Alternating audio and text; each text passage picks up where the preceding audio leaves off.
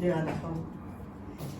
Muchísimas gracias por asistir a este encuentro, del que sin duda saldremos más sabios de lo que entramos, porque esta tarde tenemos el honor de tener con nosotros un conferenciante de alto nivel cultural. Tiene una actividad intensa en charlas, entrevistas, presentaciones, conferencias, también como formador en las escuelas de verano, en diferentes entidades socioeducativas y universidades. Pues bien, es el profesor José Antonio Antón Valero, catedrático en Historia y miembro fundador de la Asociación Internacionalista Entre Pueblos desde 1988. Y miembro también de Europa Laica, quien impartirá esta tarde la conferencia que lleva por título Las brujas y las cañas de la Inquisición. Muchas gracias por la invitación del Ateneo. Buenas tardes. Y bueno, yo lo primero que quiero hacer es deciros que mi intervención gira en torno no a la brujería, sino sobre las brujas, que es diferente. No voy a hablar de los brujos, hay algunos datos genéricos que hablan, que no están suficientemente desligados, pero básicamente mi interés va a estar centrado en las mujeres acusadas de brujería y su relación con la Inquisición española, lo cual no obvia para que hagamos un repaso. Es decir, mi charla básicamente es una charla de carácter divulgativo y entonces vamos a hacer como una panorámica de la Inquisición española, de la evolución de la Inquisición española en el contexto europeo e internacional, porque también llega a América con la corona española y luego con las colonias, los colonos ingleses en América del Norte. Y ese es básicamente mi interés, por tanto, de alguna forma el discurso gira en torno a eso. Y eso lo vais a captar enseguida desde el principio, cuando me remonte a los posibles orígenes de la identificación de las mujeres como brujas. Es decir, yo voy a ir directamente a ese aspecto.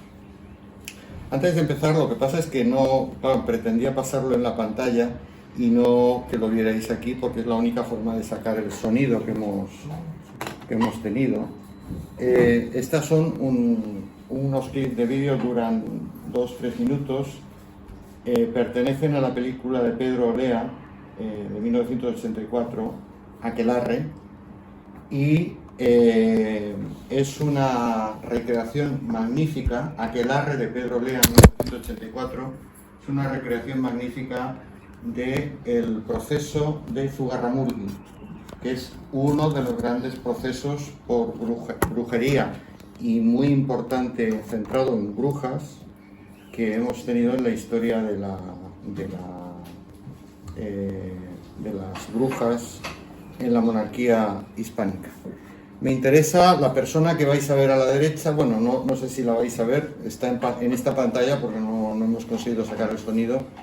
Están en el proceso de la tortura, están ya en el proceso de tortura, y la persona que veis a la derecha, la chica que está atada, es uno de los tipos de tortura habitual, la empulguera, que consistía en atar por atrás los brazos, colgarla del techo con un peso en la parte de abajo, un peso que habitualmente era una piedra, una campana, etcétera, estirar de ella y en un momento determinado soltarla para que se rompieran los huesos en el momento de caer. El proceso está muy documentado, son los famosos procesos de Logroño, porque es el tribunal que siguió al caso de las brujas de Zugarramurdi. Ella es María de Zureteguía y era la sobrina de la que después veréis, que era María Chipia de Barrenechea. A ella la obligaron a a denunciar a su tía. Esto era una práctica muy habitual, ya lo veremos, y sencillamente porque llegaba un momento donde el reo ya no podía aguantar más la tortura y entonces denunciaba lo que fuera y a quien fuera, en este caso a su propia tía con la que estaba muy vinculada. De todas formas, del caso de Zugarramurdi me vais a permitir que no hable demasiado porque lo tengo para el final.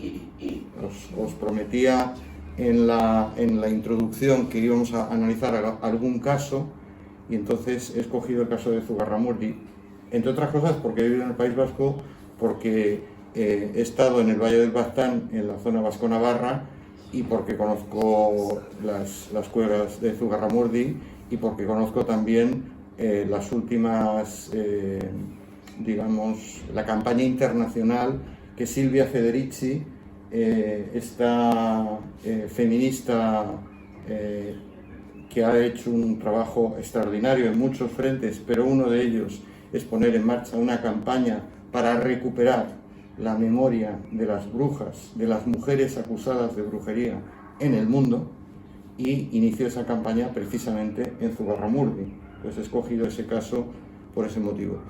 Quedaría para otra situación, pero al que le interese ya lo podemos comentar más tarde.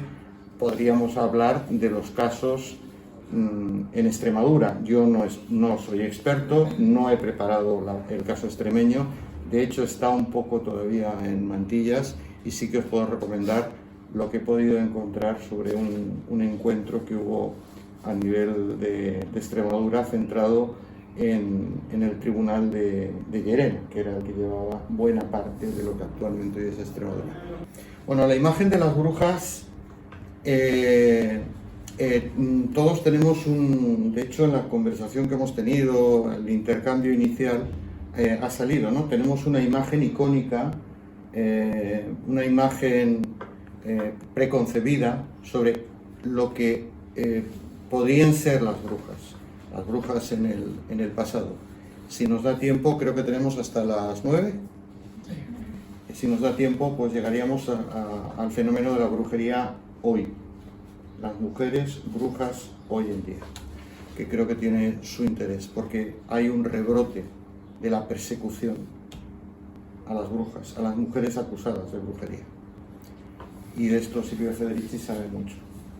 Tenemos una imagen icónica, ¿no? La bruja, arriba estaría el aquelarre, el cuadro de Goya, volando por el aire, subidos a la escoba, subidos a animales fantásticos, en este caso un macho cabrío, etcétera, ¿no? Reuniones tenebrosas, reuniones donde se hacen pócimas, venenos, reuniones donde se prepara la muerte, por ejemplo, de niños, o la destrucción de productos agrícolas, de cultivos que llevan a la ruina, a las comunidades, etcétera. Esta imagen icónica es importante que la tengamos presente para luego poder analizar un poco, descodificar de dónde viene esta imagen. La bruja, tal y como está definida, es una mujer que hace un pacto con el diablo y a través del cual tiene poderes extraordinarios. El término de bruja no aparece propiamente hasta el siglo XIII y se empieza a hablar de bruxa, y no está recogido en un diccionario hasta el año 1400.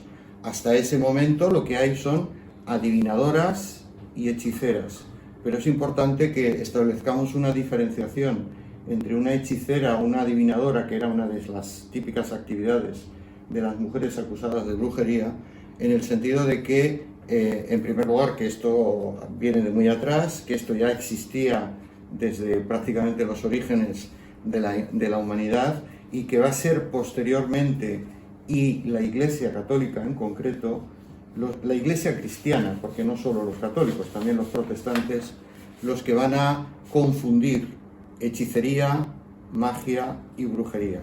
Este vínculo no existía en la antigüedad.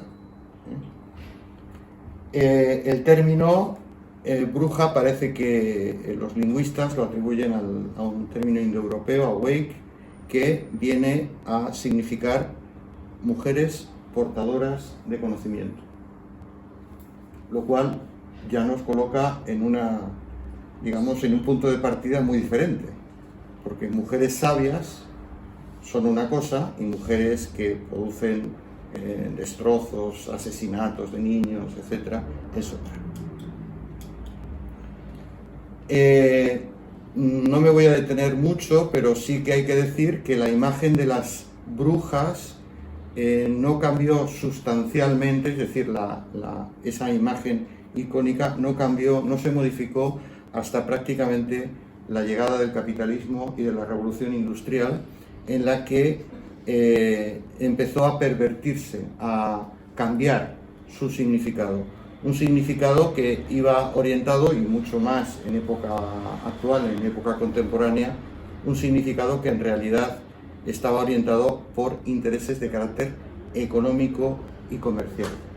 Es decir, la bruja se le añade un elemento de carácter económico-comercial que la dibuja a la bruja de otra manera para que pueda entrar en el mercado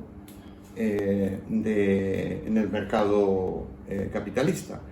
Bastaría recordaros, o bastaría deciros, que si vais a alguna exposición que hable sobre Inquisición, por supuesto se habla de brujería, y si vais a Zugarramurdi y veis la casa museo de Zugarramurdi, entre otras muchas cosas hay brujitas típicas, con la nariz alargada, con un aspecto ancestral, con las escobas, etcétera, etcétera. Brujitas que son compradas por los niños, por los adultos, y que forman parte ya de toda una imaginería colectiva que ya no hace referencia al significado antiguo, antes de que este se cambiara a partir del siglo XIX y sobre todo del siglo XX. Hay muchas películas, por supuesto hay alguna que tratan, por ejemplo, esta es de Zugarramurdi, está rodada en Zugarramurdi, pero no tiene nada que ver, es una película comercial, de carácter cómico, no sé si lo habéis visto, etcétera, etcétera. Es decir, a las brujas el mundo actual las ha convertido no en mujeres perseguidas, torturadas y masacradas, las ha convertido en un objeto de compraventa sin significado real de lo que históricamente fueron. No me voy a detener mucho en esto, pero no hace falta que os diga que la aproximación al mundo de las brujas hay que hacerla de una manera multidisciplinar. Esto no es un problema de historiadores, es un problema de antropólogos, es un problema de sociólogos, es un problema de feminismo, porque dentro de la persecución de la brujería, el sector más castigado prácticamente en todos los países europeos, por supuesto en América y también en la monarquía hispánica, fueron las mujeres. Por tanto, sí es un asunto feminista.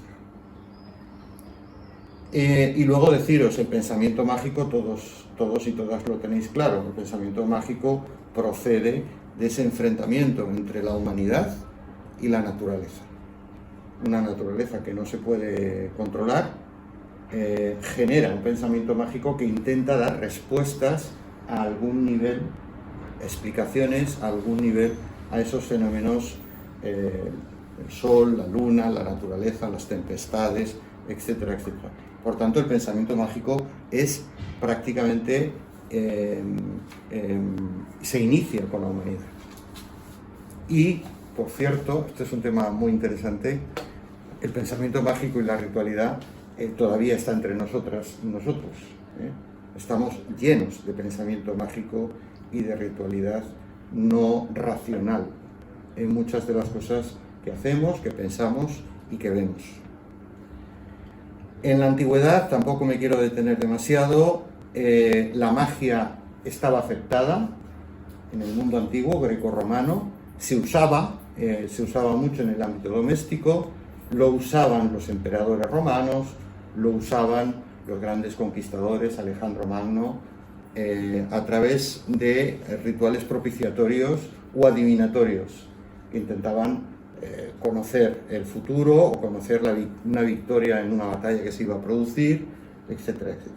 Pero ya observamos, de lo que digo, hay un texto base que podéis ir siguiendo más o menos lo que digo, yo no lo estoy leyendo, pero lo que estoy diciendo está en ese texto base que tenéis en pantalla, pero ya podemos ver cómo en el mundo, en la Grecia arcaica, en el mundo homérico y por supuesto en el mundo grecorromano, cómo ya hay un cierto distanciamiento respecto a algunas mujeres poderosas, sabias y magas.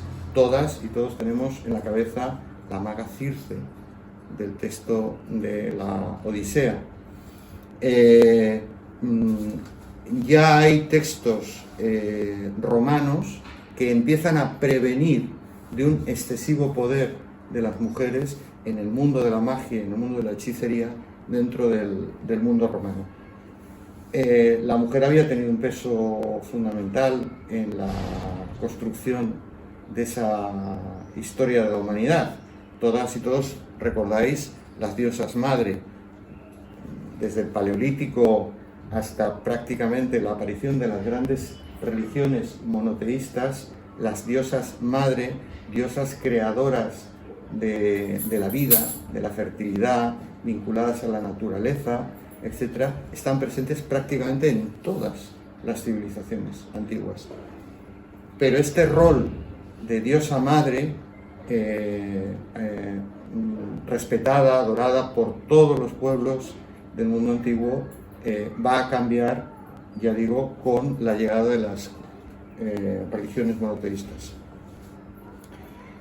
Desde la antigüedad ya había una asociación de hechicera, magia, mujer sabia y algunas diosas. Solamente os doy unas pinceladas, no voy a hablar de ellas, si queréis las buscáis. Artemis y en su versión romana Diana, la diosa de la naturaleza, la diosa cazadora, la diosa protectora de las mujeres vírgenes, de las jóvenes, Selene y Hécate, que son dos versiones, dos diosas que participan del mundo del ultramundo, del mundo oculto, del mundo de los muertos. Lo cual no quiere decir que fueran forzosamente negativas. Todos los dioses tenían un rol. En este caso, ellas estaban vinculadas a la diosa Luna, en el caso de Selene, también al mundo de los muertos y, por supuesto, la diosa Hécate. Desde la antigüedad, estas diosas están asociadas a la magia. Y veremos en textos ya del siglo XV, donde incluso se vuelve a recuperar los nombres de las diosas grecorromanas para asociarlas como si fueran representantes del diablo en las acusaciones contra las brujas.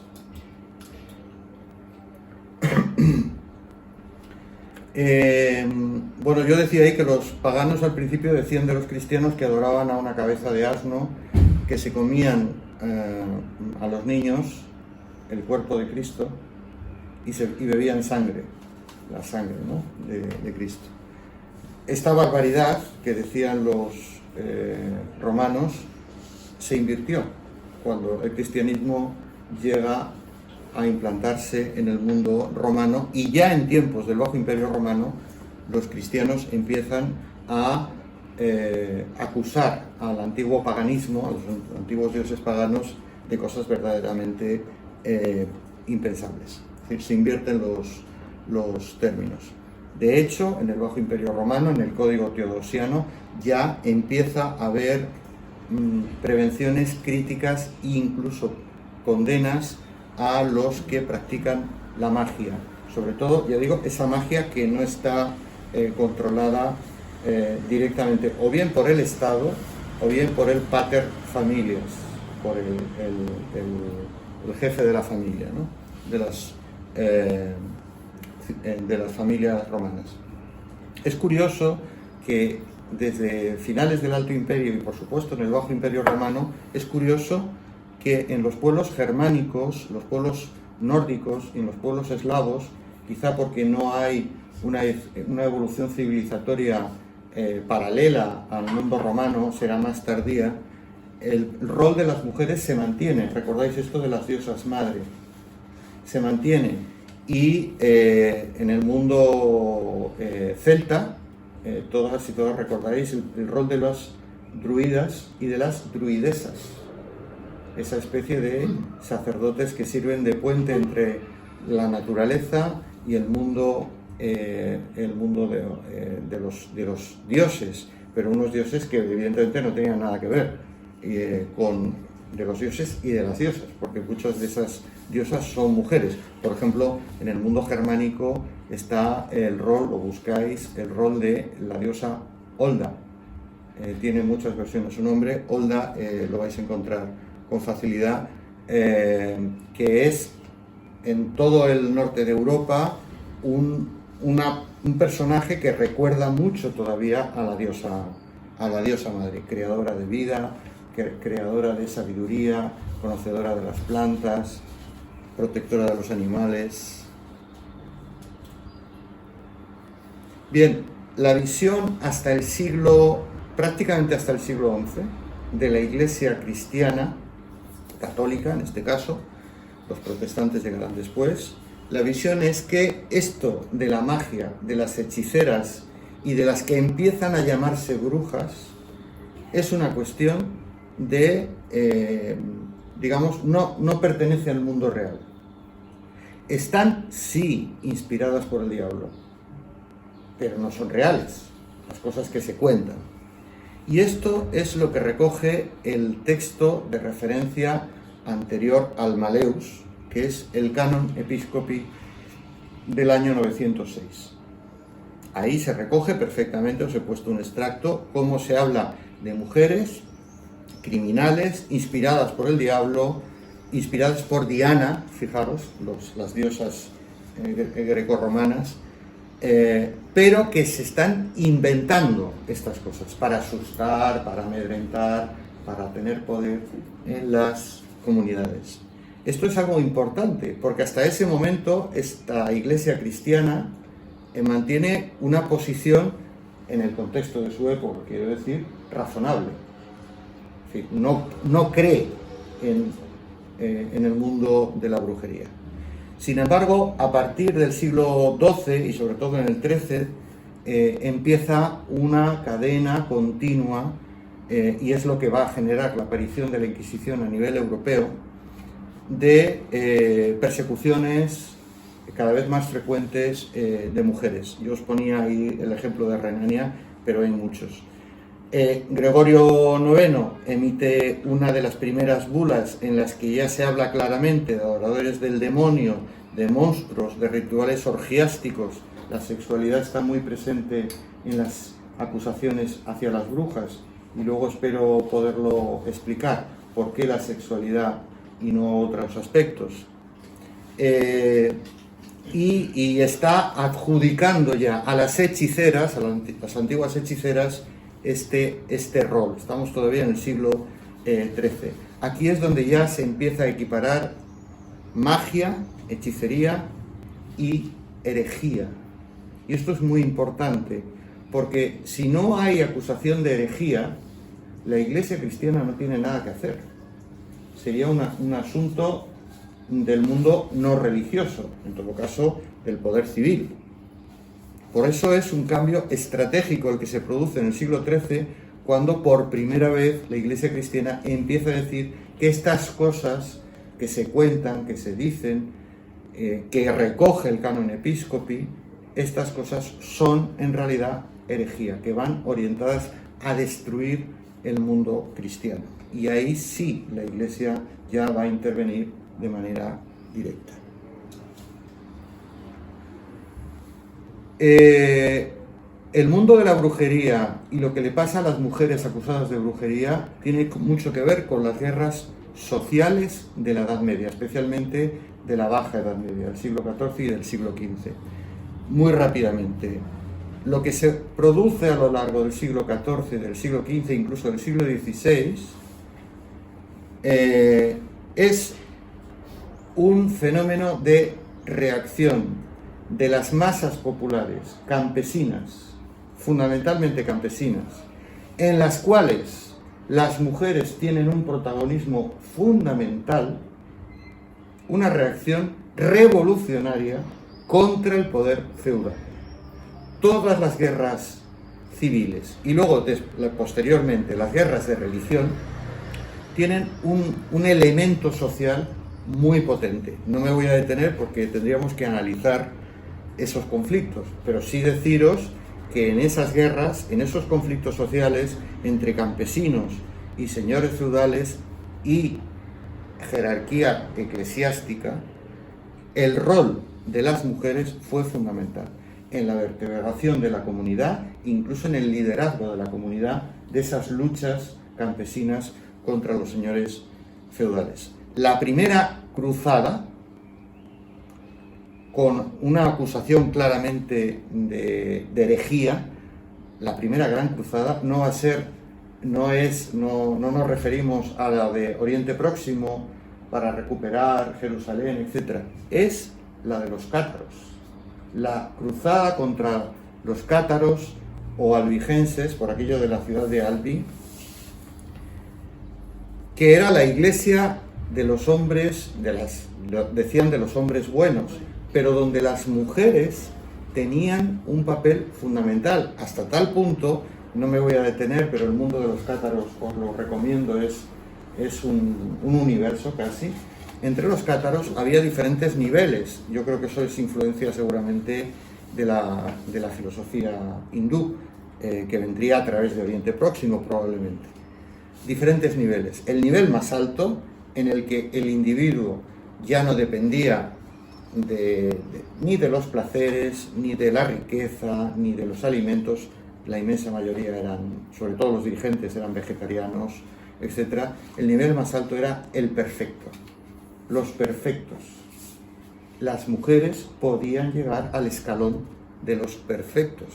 Esto, en el siglo XIII, es increíble, es impensable que las mujeres pudieran llegar dentro de un colectivo, en este caso, de una tendencia religiosa concreta, herética, pudieran llegar a ese nivel dentro de la propia iglesia. Evidentemente, los cátaros fueron la primera cruzada que está fomentada desde la Iglesia Católica Cristiana. El mapa de la izquierda no me voy a meter porque tendríamos que hablar de relaciones internacionales entre la Corona de Aragón, Cataluña, Reino de Valencia, Islas Baleares, sur de Italia, etc., con sus vasallos del sur de Francia.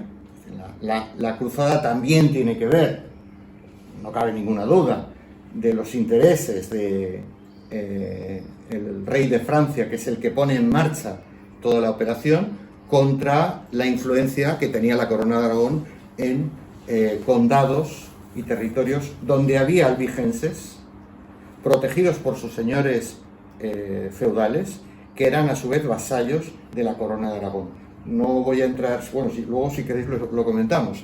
El juego de relaciones en el mundo feudal es complejo. Alguien podría estar en un reino y ser vasallo, sin embargo, de otro señor o incluso de otro rey. Bueno, pues en ese juego de influencias entre el reino de Francia y la Corona de Aragón se desenvuelve toda la cruzada contra los cátaros y tiene también algo que ver.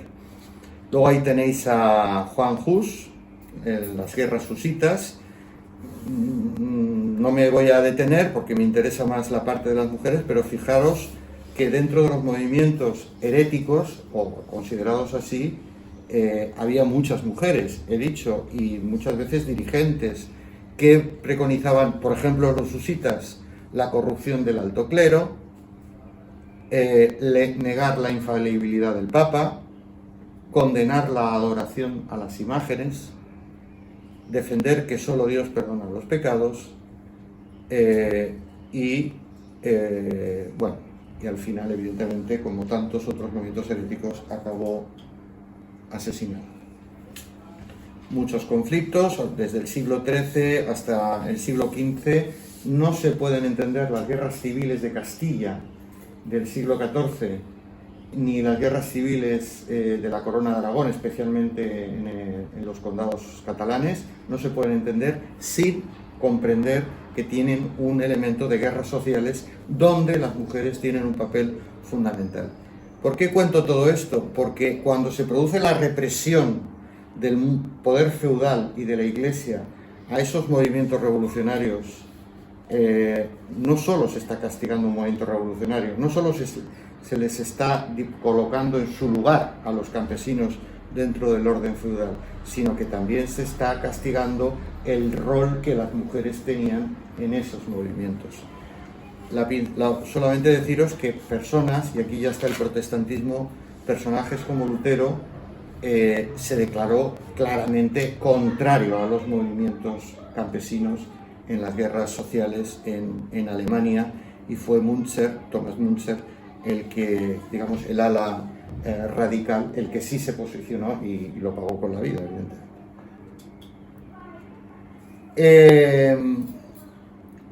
Bueno, sigue evolucionando. El siglo XIV aparece ya recogido, después de los procesos de Carcassonne y Toulouse, la imagen del Sabbat, es decir, la noche del viernes al sábado, que es donde se hacen los aquelarres. Y aparecen los aquelarres: brujos, novicios, niños, rebaños de sapos, que son los que transmiten los mensajes, los sapos, los que llegan a todos los lugares, a todas las casas, se cuelan por todos los vericuetos y llevan el maleficio a la familia.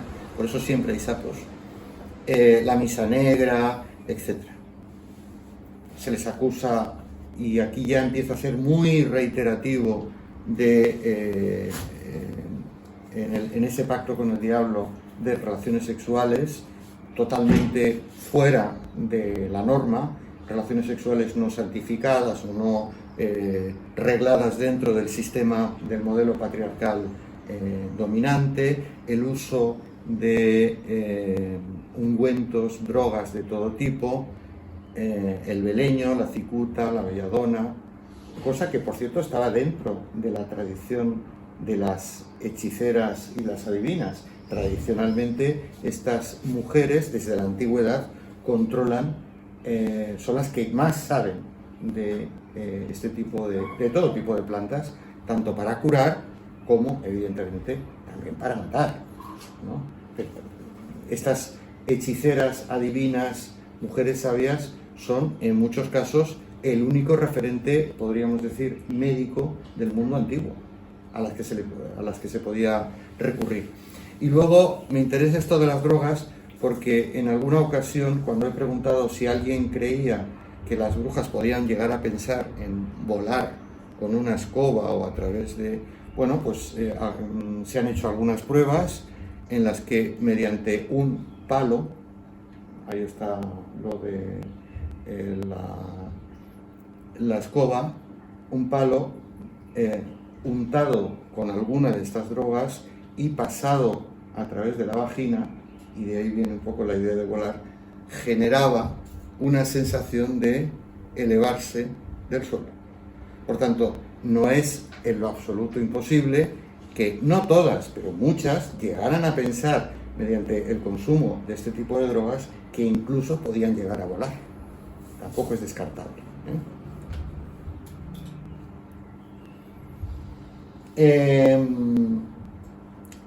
los aquelarres, el lugar donde se realizan estos encuentros, hay muchos, no me voy a detener, en Noruega, en fin, en prácticamente toda Europa. En el caso más famoso, no es el único por supuesto, de la península, del Estado español, el Valle del Baztán. A partir de diversas bulas que van emitiendo Juan XXII, Inocencio VIII, sobre todo el Sumis Desiderantes Affectivus, se reconoce ya claramente la existencia del diablo, que pacta con las brujas y que forman parte de un plan maléfico para destruir el cristianismo. Es decir, Inocencio VIII, a finales del siglo XV, es un cambio de paradigma. Ya se había anunciado en otro tipo de bulas y de decretos papales, pero aquí es el cambio claro, evidente, de que la Iglesia ya no piensa como en el canon episcopi, que esto eran imaginaciones de las brujas, sino que es real que el diablo venía a reunirse con las brujas y que formaban parte de ese plan maléfico. Y claro, esto es un cambio muy, muy importante, porque entonces ya la cosa es muy, muy grave, ¿no? Inmediatamente después de la bula de Inocencio aparece escrito el Malleus Maleficarum, el martillo de herejes, de dos inquisidores, de Kramer y de Sprenger, en la que, como ya se ha dicho, no me voy a detener, se hace un manual. ¿Qué es una bruja? ¿Qué es lo que hacen las brujas? Y cómo hay que combatir a las brujas. El Malleus fue seguramente en el mundo ya no medieval, fijaros, sino moderno, estamos en la Edad Moderna, no en la Edad Media, es el manual básico que van a seguir todos los inquisidores. Y coherentemente con ello, nuestro querido y famoso Carlos I de España y V de Alemania promulga la Constitutio Criminalis Carolina, en la que ya aparece la pena de muerte a las brujas.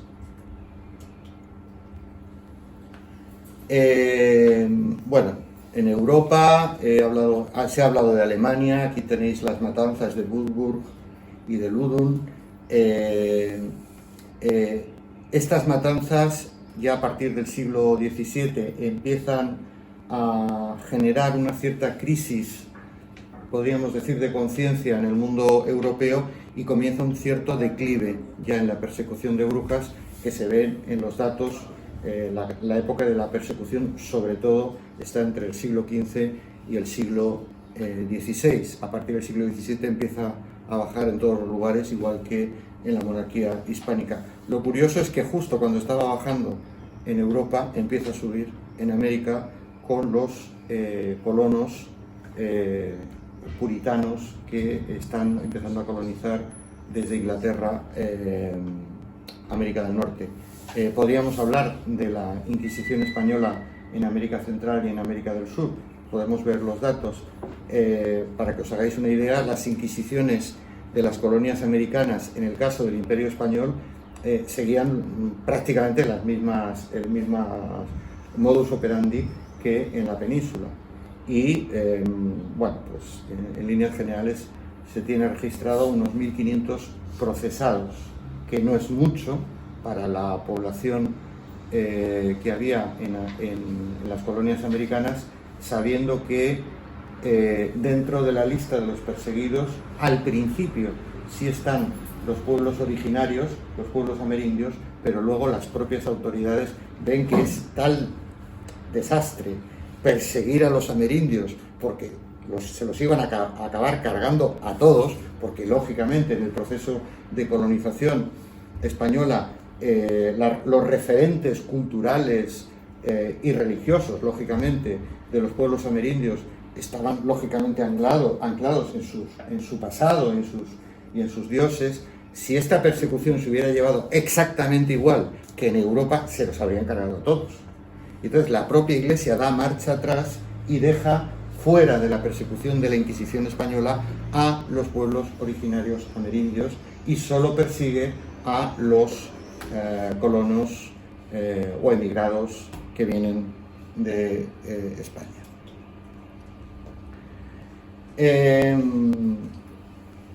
Los estudios actuales indican que además el momento de las grandes persecuciones del siglo XV hasta finales del siglo XVII, inicios del XVIII, es un periodo de cambio climático, de desastres naturales, de malas cosechas, de carestías y, en el caso del siglo XV y XVI, de peste, de grandes epidemias, una peste recurrente. Es decir, la persecución se da en un contexto de crisis general desde el punto de vista de la salud y desde el punto de vista de los recursos disponibles para la población.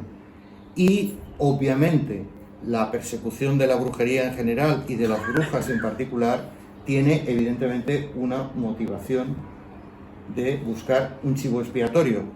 En el caso, y ahí veremos el asunto de las cifras, de si aquí se persiguió más o se persiguió menos a las brujas en la monarquía hispánica, es que en la monarquía hispánica se perseguía mucho, y a muchos, no solo a las brujas. Es decir, aquí teníamos muchos chivos expiatorios. Teníamos a los judíos, teníamos a los moriscos, luego llegan los protestantes y también, evidentemente, los casos de brujería y en general de herejía, que había también, como hemos visto anteriormente, mucho. Por tanto, la tortura, que desde finales de la Edad Media ya se admite, Carlos I, recordáis, habla de tortura y muerte a los reos. Esto ya se generaliza en la práctica de la Inquisición, pero hay que decir que en muchos casos, en la inmensa mayoría de los casos, desde luego los referidos a brujería, las mujeres acusadas de brujería son, en muchísimos casos, no están contabilizados. Me explico. En los procesos inquisitoriales, los que tenemos, la documentación que tenemos, hoy en día está en el Archivo Histórico Nacional y en Simancas, y hay algo en la Biblioteca Nacional de Madrid, lo que tenemos es lo que la propia Inquisición registra.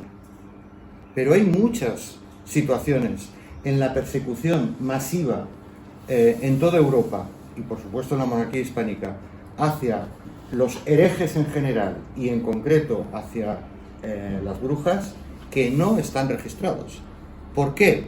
Porque en muchos casos, en primer lugar, y ahí es el tema del baile de las cifras, porque yo he encontrado muchas cifras que no concuerdan exactamente con lo que pone la Wikipedia, por ejemplo, hay muchos casos en los que los tribunales fijos, como el de Llerena, tienen que convivir con tribunales móviles de la propia Inquisición, que va recorriendo y buscando herejes.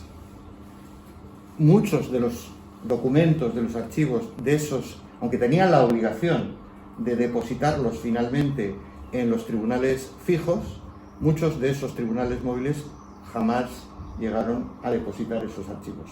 Segundo, porque en muchos casos se produjeron ejecuciones in situ y sin proceso. Es decir, asesinaron directamente a las brujas. A más gente, a más herejes, pero desde luego a las brujas. Las asesinaron directamente. O bien por parte de la propia autoridad, o bien por parte de la propia población.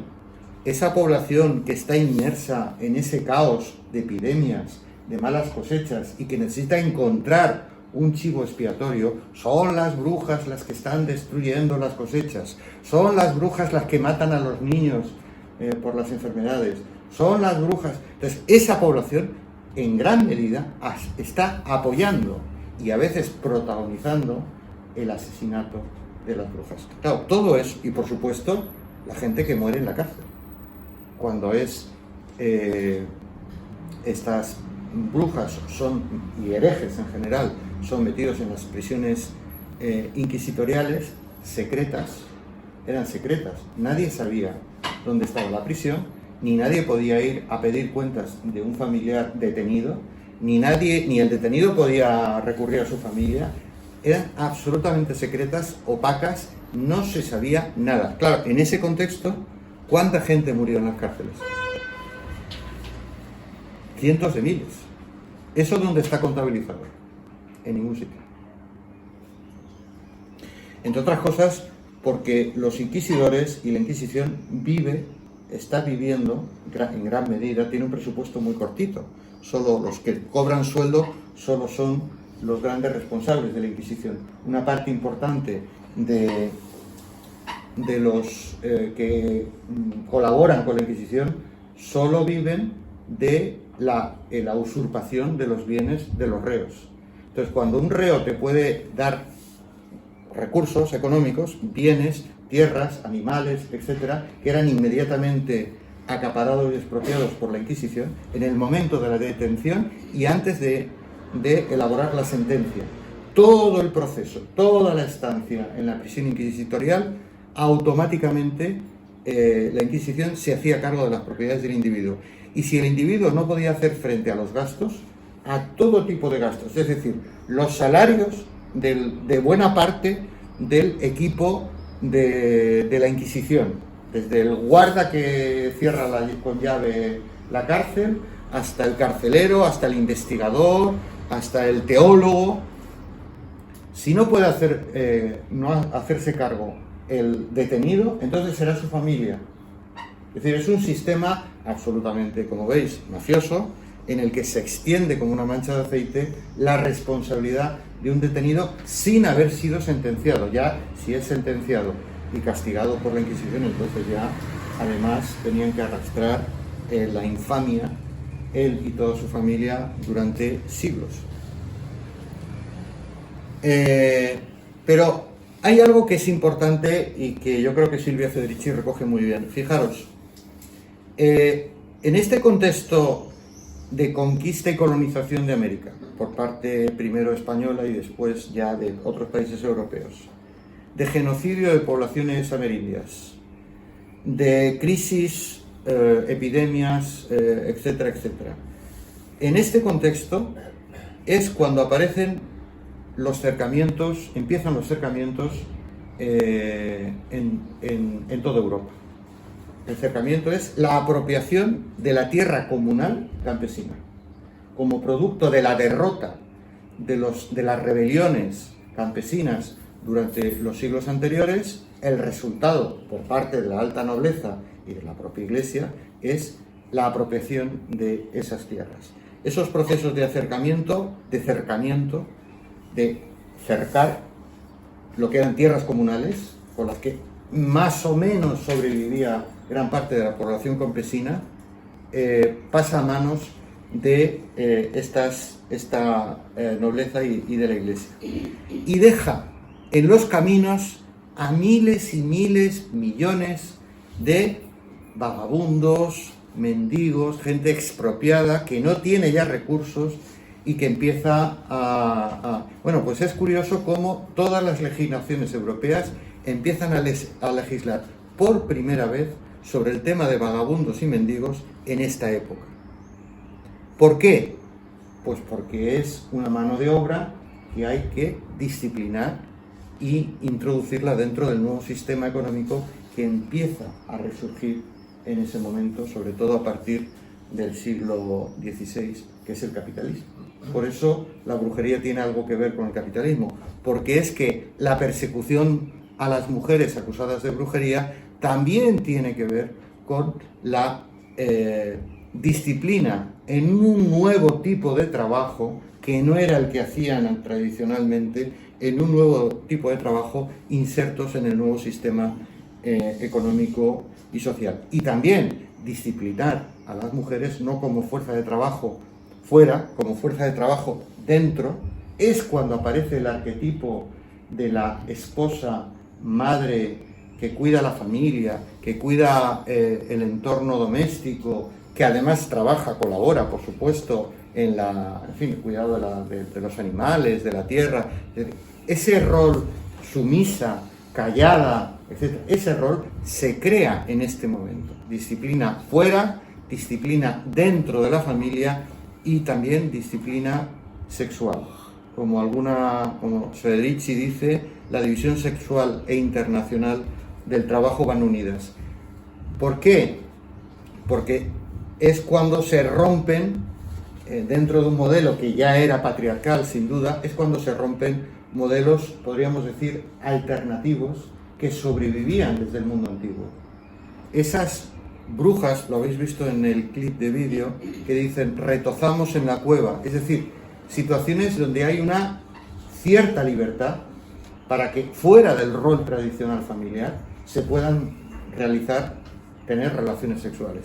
Eso había que romperlo, porque lo que había que construir era la familia tradicional, monógama, etc. Este es el emblema de la Inquisición. Álzate, oh Dios, a defender tu causa. La espada es el castigo, el olivo sería la reconciliación si te arrepientes. La Inquisición nunca perseguía a nadie para dilucidar si podía ser causa de detención, si había infringido alguna norma eclesiástica, religiosa. No. La Inquisición, cuando iniciaba un proceso, lo que pretendía fundamentalmente, ya estaba convencida de que esa persona era un hereje en sus diversas versiones. De lo que se trataba en el proceso es de conseguir pruebas. Por eso hay muchos autores revisionistas de la lectura de la leyenda negra de España y de la Inquisición, etcétera, dicen que la Inquisición estaba muy organizada, y lo estaba, el aparato administrativo, jurídico, etcétera, lo estaba, pero estaba construido básicamente y orientado básicamente para encontrar lo antes posible las pruebas para incriminar al hereje y de paso quedarse también con sus bienes, que eso fue cada vez más habitual. Voy a ir más deprisa porque ya no nos queda tiempo. Por ejemplo, en los tiempos de Torquemada, que es un icono esto de la leyenda negra, bueno, dice Diego López de Cortegana, que es un contemporáneo prácticamente de Torquemada, que en el periodo de Torquemada se quemaron 5.000 personas en su periodo de mandato. Ya sabéis que fue el primero. Y luego hubo 20.000 reconciliados. El reconciliado era el que se arrepentía, admitía la acusación, se arrepentía y dependiendo de que fuera leve o no, de levi o de vehementi, se le daba un castigo, una penitencia y se le integraba de nuevo a la Iglesia. Eso sí, pagando los costos de todo el proceso. Estas son la fundación de los tribunales permanentes. Están luego los locales, los que se movían por los diferentes territorios. Aquí están las fechas de fundación. Ahí tenéis el de Llerena, de 1485. La historia de lo que yo he leído, no soy experto en Inquisición extremeña, pero es, por lo que parece, es uno de los tribunales más duros de toda la monarquía hispánica. Y donde más intereses espurios, por ejemplo el económico, floreció. Es decir, acusar gente para conseguir los recursos de esa gente. Entre ellos, por eso hay muchos acusados. Hay algún autor de estos revisionistas que decía, hombre, la Inquisición es una institución casi democrática, porque ponía a todo el mundo en la pista de salida, todo el mundo era igual para la Inquisición. Podía ser un noble, podía ser un clérigo, de hecho hay muchos acusados que son nobles y clérigos incluso, y podía ser un pobre jornalero o una pobre bruja. ¿Pero por qué? Cuando son nobles o clérigos o gente con poder, porque tenían bienes. Y evidentemente una de las cosas que va a ir pasando a la Inquisición es que se va a ir orientando a sectores con recursos económicos, porque de eso en gran medida se financiaba la Inquisición.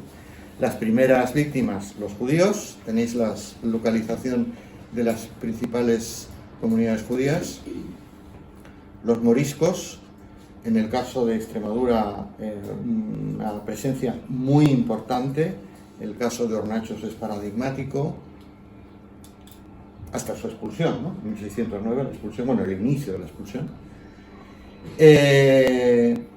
Algo que es interesante del procedimiento de la Inquisición, las denuncias secretas, las denuncias siempre son secretas.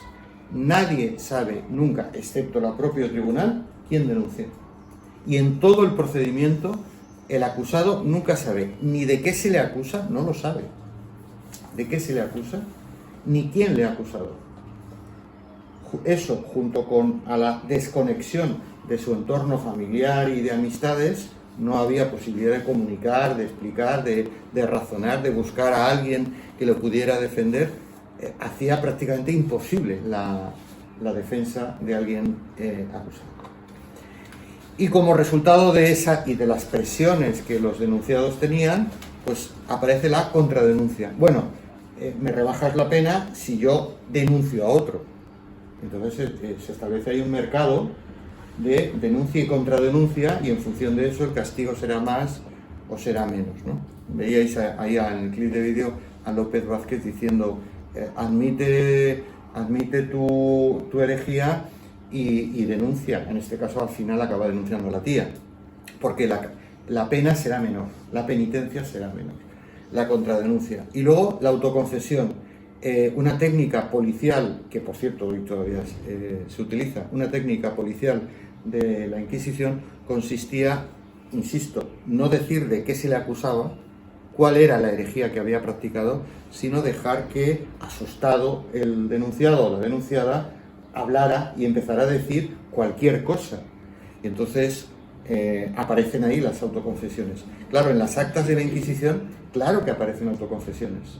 Y claro que aparecen brujas diciendo que vuelan, y que se han comido niños, y que han maldecido las cosechas.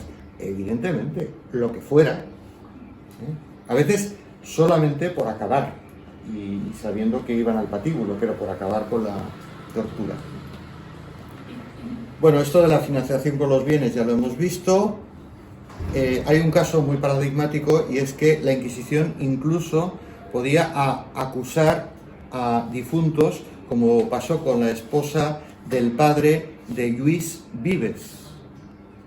Lluís Vives, que sale por pies porque van a por él, es de una familia judaizante. El padre muere con el San Benito nunca mejor dicho, del judaísmo, y la esposa también. Y entonces, cuando muere la madre, no acusada en ese momento de judaizante, el tribunal se encuentra con que, como recurso de las hijas de Lluís Vives, le piden al tribunal que, como se han quedado con todas las propiedades de la familia, les devuelvan la parte de la madre. La madre ya se ha muerto, la madre no es hereje, se ha muerto como una cristiana católica más. Por tanto, ellas tienen derecho a la dote que aportó en el matrimonio su madre. Cuando esto llega al tribunal de la Inquisición, dicen, bueno, esto se resuelve, nosotros no vamos a devolver nada. Acusamos a la madre muerta de herejía, la sacan de la sepultura y la queman en efigie.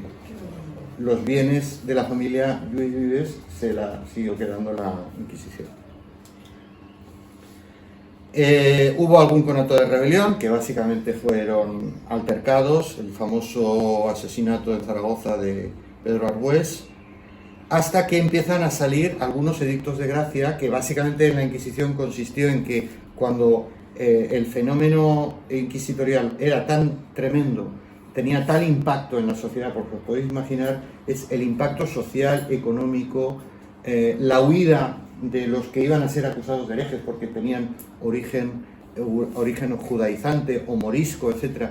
Hubo ciudades como la ciudad de Barcelona que llegó a casi despoblarse, barrios enteros, la gente desapareció, oficios enteros, o sea, la gente huía despavorida. Claro, este impacto era tan enorme que en ocasiones la propia Inquisición realizaba edictos de gracia, que básicamente consistía en el perdón y la reconciliación. Una pequeña penitencia y vuelves al seno de la Madre Iglesia. El caso de 1486 en Toledo, 4.300 personas en el edicto que se acogen al edicto de gracia. 4.300 personas en 1486 en la ciudad de Toledo. O sea, estamos hablando de proporciones astronómicas. Proporciones que no encajan con los datos oficiales de persecución, de ejecuciones, de procesamientos, etc. El auto de fe, no me voy a detener, estos son los sistemas de tortura, os he explicado alguno, el potro, la empulguera, etc., ¿no? El insomnio, el hambre. Estos serían los funcionarios de un tribunal fijo, estable, de la Inquisición. Como veis, son una playa de funcionarios de todo tipo. Una parte, los de más alto rango, cobran y el resto no. Y ahí tenemos un problema, ¿no?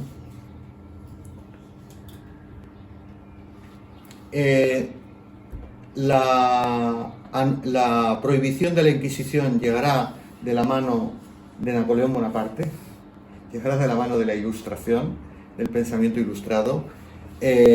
Va a ser seguida después de un debate muy fuerte, en la que, por cierto, algunos extremeños tuvieron un papel a la contra importante, todo hay que decirlo, estaban a favor de mantener la Inquisición, pero finalmente los liberales de las Cortes de Cádiz en 1813 tomaron la decisión de prohibirla.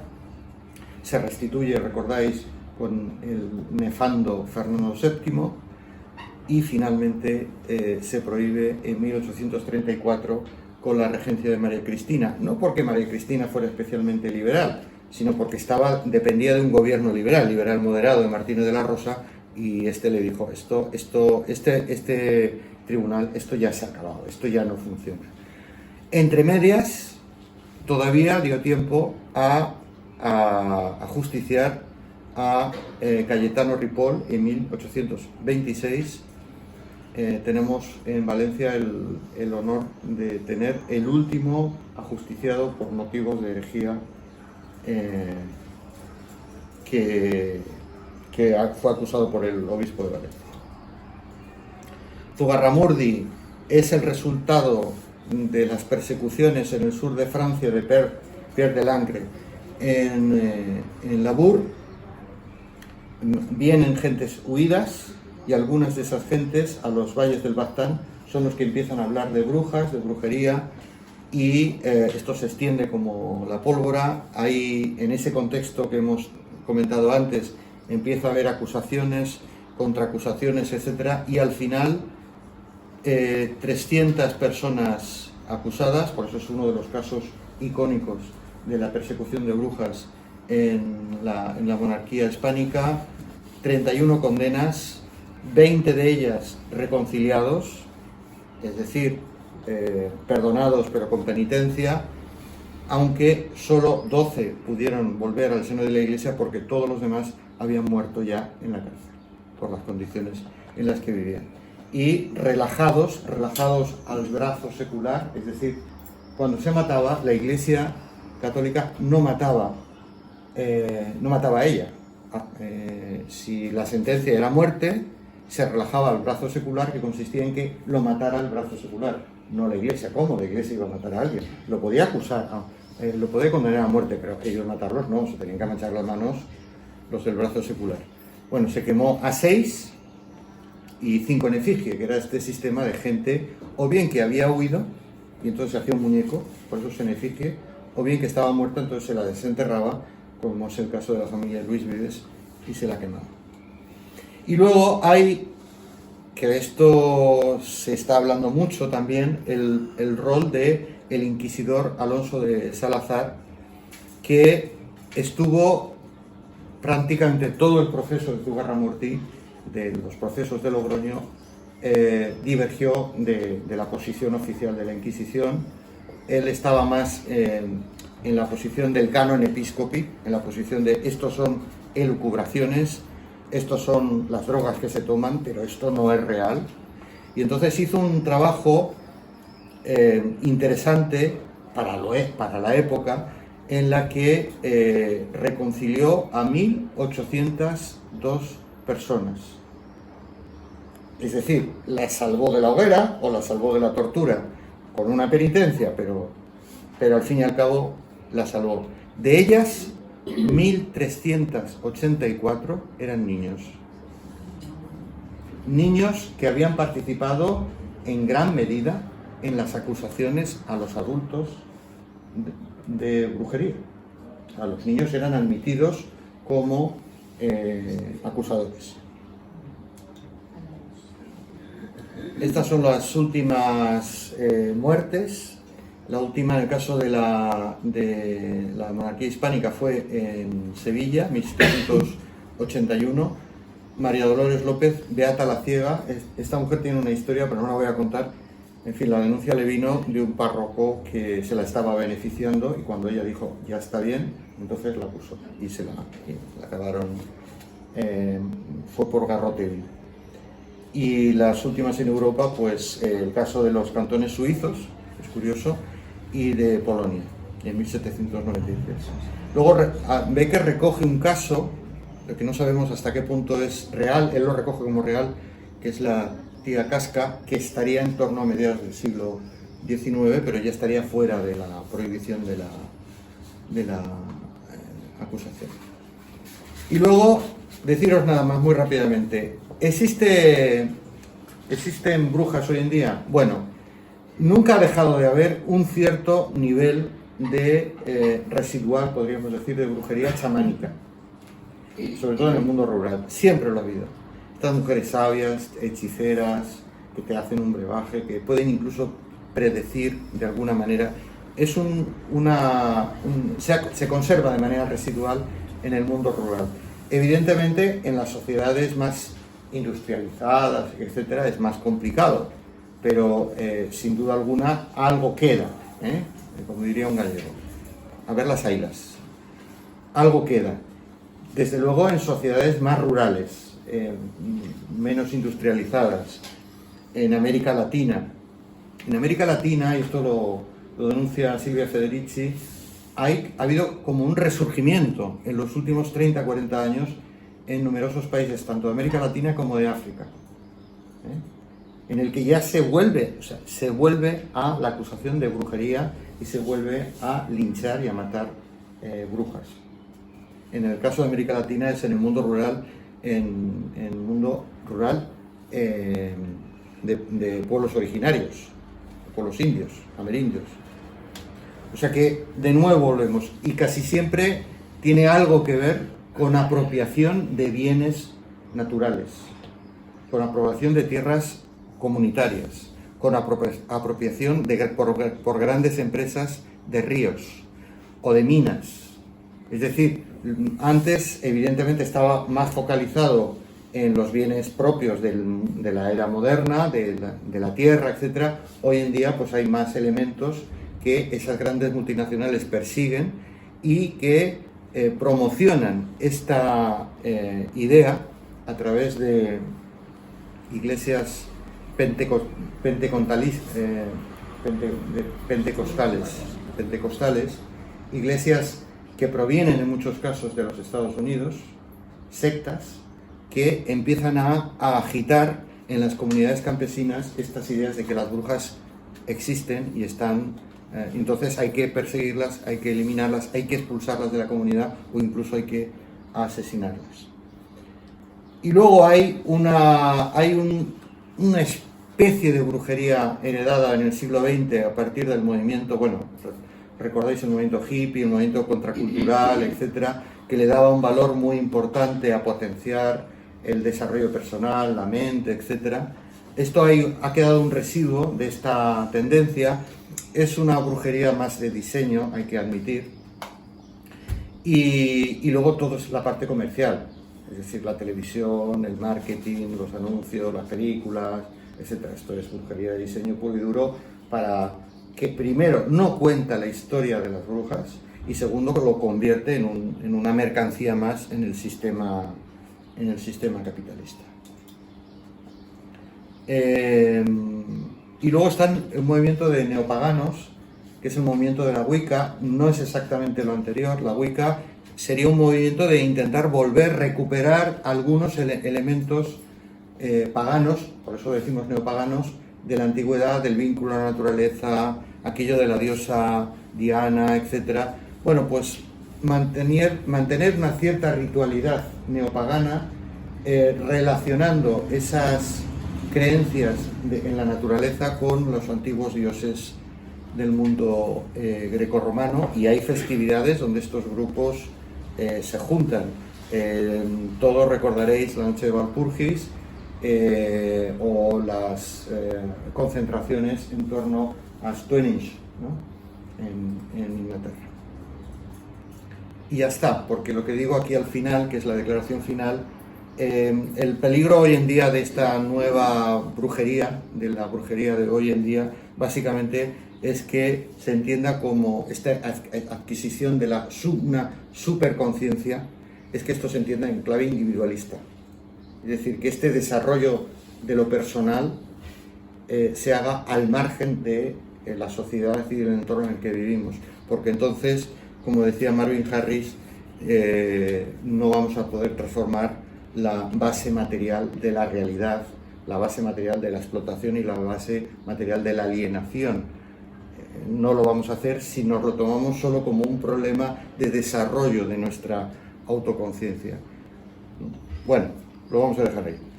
Perdonad que he ido un poco deprisa, pero se nos estaba...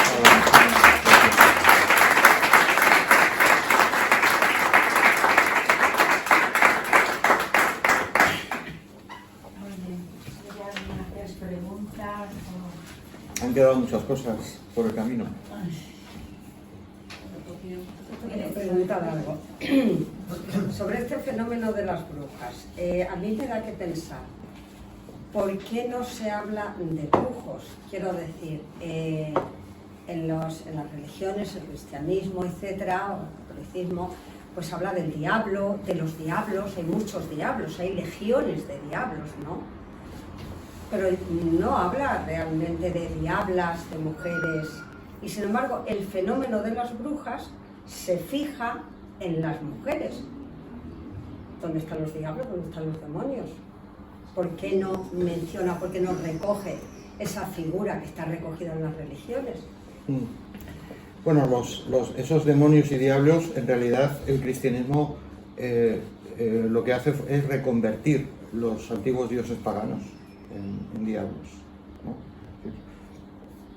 Esta imaginería del cristianismo del demonio es un préstamo, claramente, del paganismo.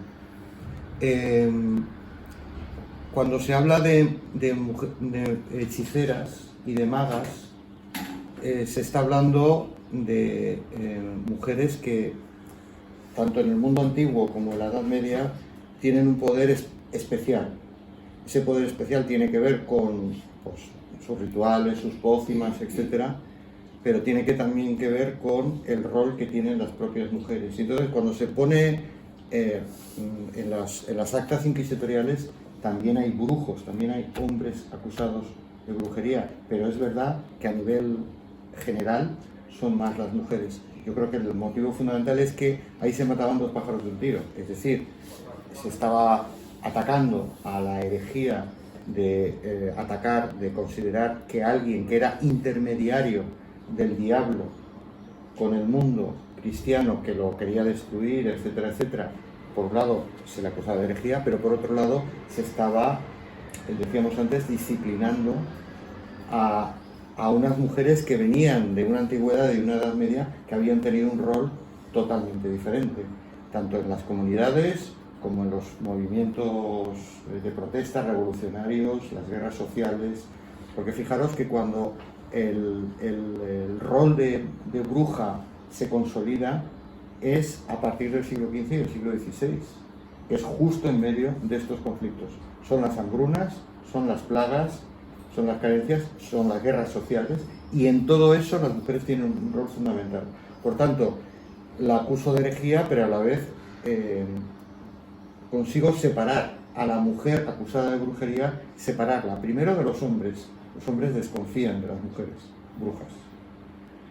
Las consiguen separar de la comunidad. La mujer acusada de brujería tiene un rol, hechicera, adivina, etc., tiene un rol muy importante en la comunidad. Entre otras cosas porque eran las mujeres que sabían de plantas, eran parteras, son las que asisten al parto, son las mujeres que pueden curar. Es decir, también es verdad que tenían el poder de poder matar, pero en las comunidades tenían el poder de curar.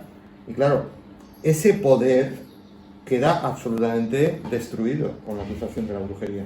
Y entonces se produce el cambio al nuevo rol de la mujer que se va construyendo en la edad moderna a partir del siglo XV y XVI, que es el rol doméstico, tradicional, familiar, y en su caso de trabajo domesticado, trabajo interno y trabajo externo, es decir, si tiene que trabajar en los campos, etcétera, será bajo la vigilancia no solo de su dueño, sino también de su marido.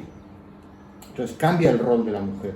Entonces ahí yo creo que el por qué más las brujas que los brujos, aunque también están en las causas, es porque estaban consiguiendo dos cosas: atacar la herejía y domesticar la mano de obra y el rol de las mujeres. Sí, yo entiendo eso. Lo que ocurre es que la bruja se supone tiene una relación con Satanás, con el diablo, tal, y solo aparece un diablo, un demonio, ¿no? No, en los aquelarres hay hombres también. Está presidido normalmente, según el canon establecido por la Inquisición, está presidido por una especie de rey vestido de macho cabrío, que a veces llegan a considerar que es el propio diablo personificado, y por una reina, un rey y una reina. Y luego están lo que era reproducir una sociedad un poco jerárquica, ¿no? Serían los súbditos, que serían las brujas que asisten a... Pero hay hombres en los aquelarres. Entre otras cosas porque si el aquelarre en realidad que rescatamos es este que cuenta María Chipa cuando están interrogándola en Zugarramurdi, si os fijáis, aquelarres los había. Aquelarres en el sentido de lugares de reunión en cuevas, en bosques, etcétera. Lugares donde escapaban al control social, donde las relaciones sexuales y personales se podían dar de otra forma que no eran las tradicionales. O sea, aquelarres en ese sentido, claro que existía. Espacios de encuentro, espacios de reunión, y ahí había hombres y había mujeres y había todo tipo de relaciones. Me gustaría hacerte una pregunta, a ver si me puede orientar. Hay un personaje en el siglo XI que es Hildegarda de Bingen, en Alemania. Hildegarda de Bingen. Esta mujer que entra en un convento a los 3 años, a 5 años, prácticamente incluso antes de tener la menstruación ya la encierran con una abadesa allí porque fue una encerrada al principio, ¿no? De estas que esta mujer tiene una producción a lo largo de su vida, porque vivió hasta los 90 años prácticamente, de música, tiene libros publicados sobre plantas, piedras, propiedades, es decir, una persona que maneja un montón de parámetros que podría decirse que si la Inquisición mete la uña, la condena porque de hecho hubo alguna beata posterior que la condenaron y la quemaron, pero esta mujer sobrevive a esa situación. Incluso el Papa de aquel momento le da bula para que siga teniendo visiones y que siga en el camino que lleva. ¿Hay alguna razón por la cual este conato de brujas, porque realmente podría reunía muchas todas las condiciones. características, porque tenía las visiones, tenía incluso hay artículos por ahí que hablan de que consumía hachís, en fin, que tenía amantes de ambos sexos, es decir, un escribiente que tuvo durante toda su vida, que luego una amiga que tuvo también durante toda su vida. ¿Cuál podría ser en ese momento? Porque estamos en el siglo XI, ya ha terminado la primera cruzada, está en el núcleo del nacimiento de la lucha contra las brujas y tal y cual. ¿Cómo se libró? Se libró y llegó a vivir hasta los 80 años. Recordad que muchas de nuestras místicas llegaron a ser acusadas al Tribunal de la Inquisición, ¿no? O sea que no es raro que la Inquisición, lo que pasa es que no es el momento todavía.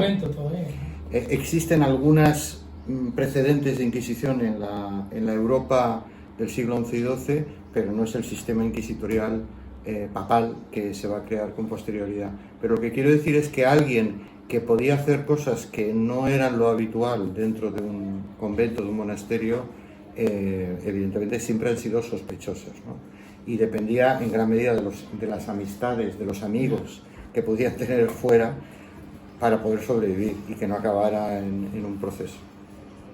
Estamos en una época, en este caso que tú comentas, estamos en una época en la que la Inquisición como tal no existe, tampoco, excepto el caso del canon episcopi, tampoco existe un corpus mental creado en torno a lo que son las brujas o la brujería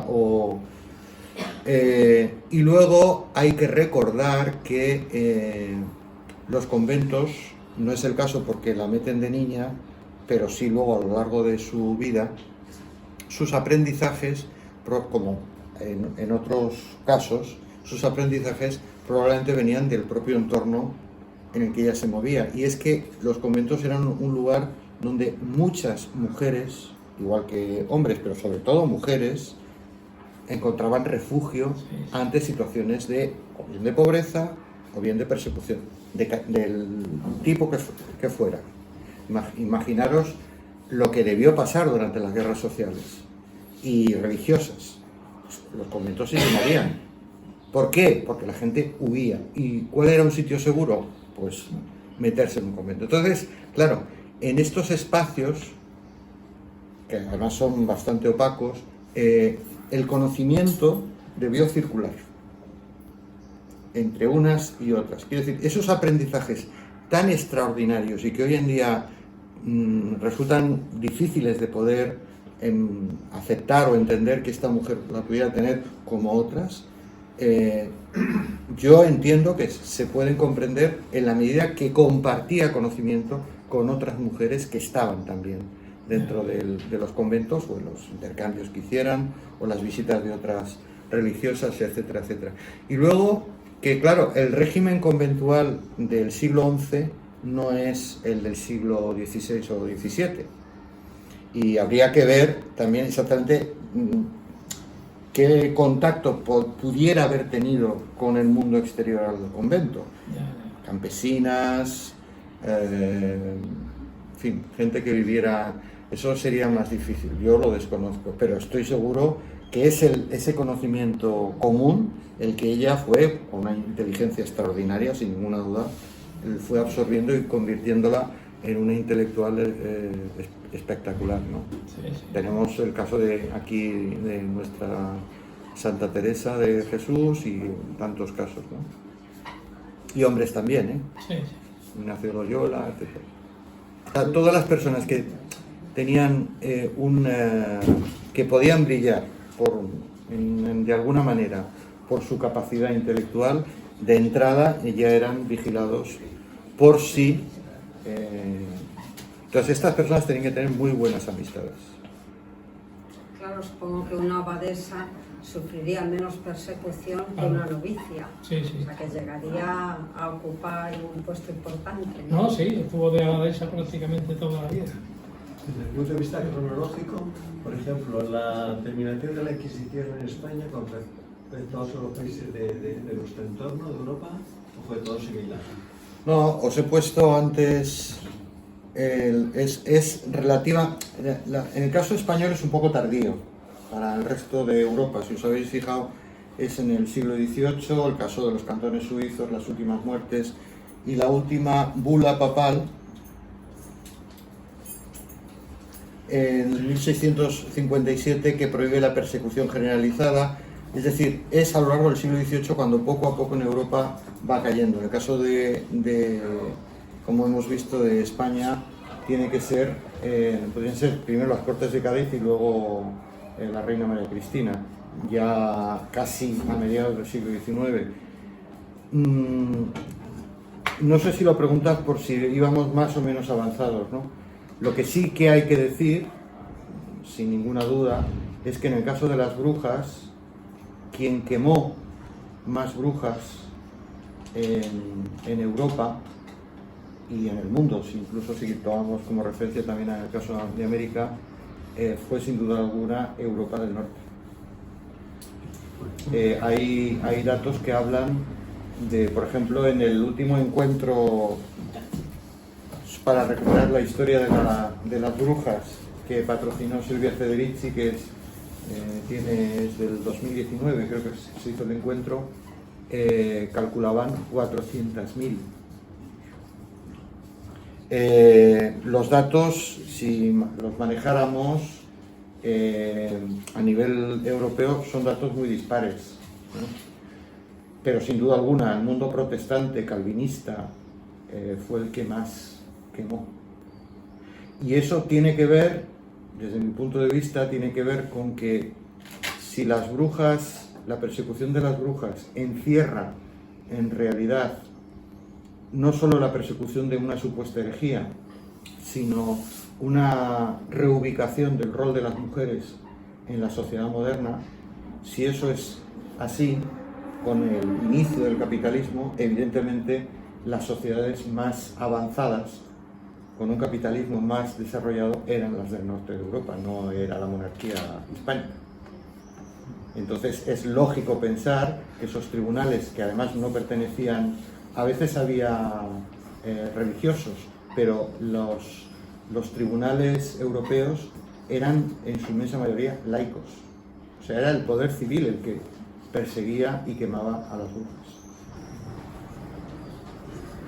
Sobre eso iba a preguntar, sabía que la Inquisición, además, estaba muy interesado por los bienes que incautaba en la selección, de hecho orientándose a la no sabía lo de que no tenían ni siquiera sueldo, es que vivían de eso, no es que, claro, Una parte importante del tribunal. o sea, no era solamente avaricia, era necesidad.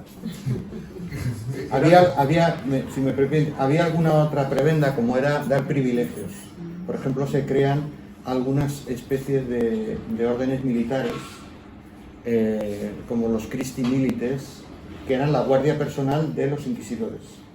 Y eso les daba privilegios.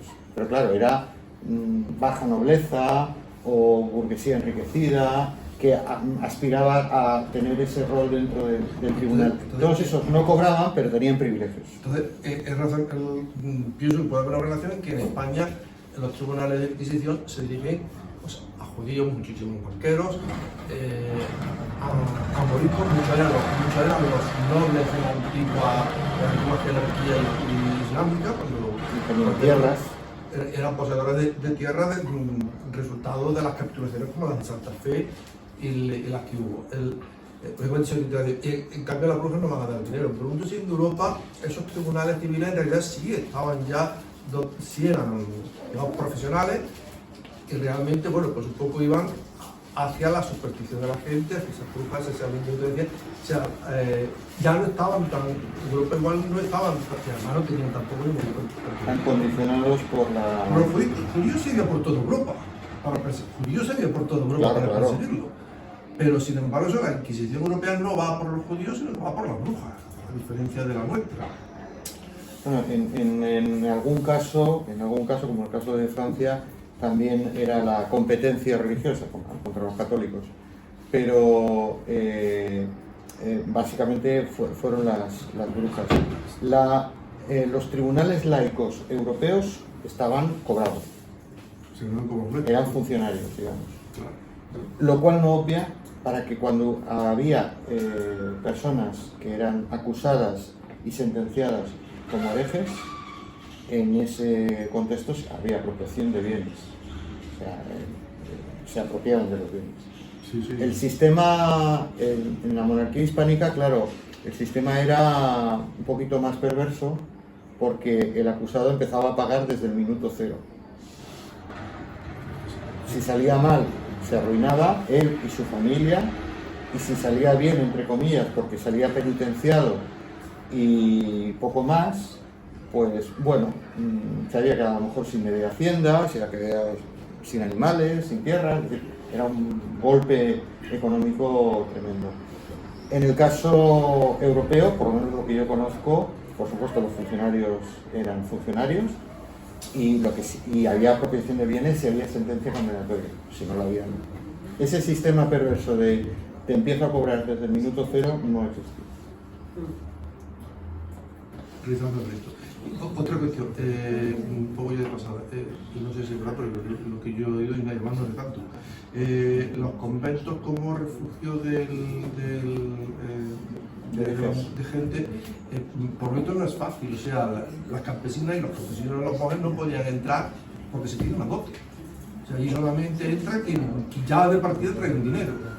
Depende de en qué categoría te vas también a situar dentro del convento, porque las había de origen popular, campesinas en su inmensa mayoría, que podían aspirar a, pero entraban en un nivel, digamos, de sirvientas, que eran las que hacían determinados trabajos, las que llevaban dotes, las que provenían de familias de un cierto nivel económico, y en función de la dote que aportaban, así las iban a cuidar y las dejaban, por ejemplo, consultar a la biblioteca, tener tiempo para ellas, etcétera, etcétera. A una campesina que pudiera aspirar a ser monja, a lo único que podía aspirar era estar fregando y haciendo comida para el resto de las monjas del convento. O sea que era una situación mixta. Había dotes, pero había gente que no entraba sin dote, pero claro, lo que hacía era aportar su trabajo. Sí, pero no tengo que aportarlo, si no, durante la hambruna hubiese metido el campo, hubiese metido todo el convento. Estamos muy a gusto, pero es tarde ya y hay personas que querrán marcharse seguramente. Bueno, muchas gracias por la... Muchas gracias.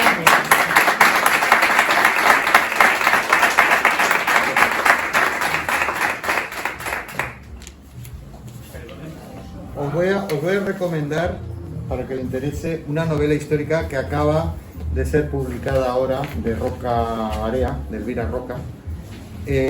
Las brujas y el inquisidor, está en Espasa, acaba de salir. Yo no me he dado tiempo ni a leerla entera, llevo la mitad. Pero a través de la novela relata todo el proceso de